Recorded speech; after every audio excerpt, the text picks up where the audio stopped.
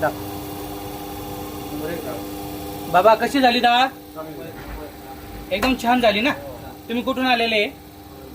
जालन्यावरून आलेले. बघा मंडळी, हे दादा जालन्यावरून आणलेले.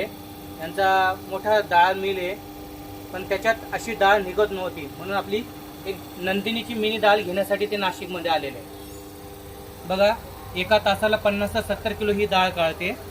सगळ्या प्रकारच्या तुम्ही डाळी काढू शकता, अगदी मठापासून तर चवळीपर्यंत, वालपर्यंत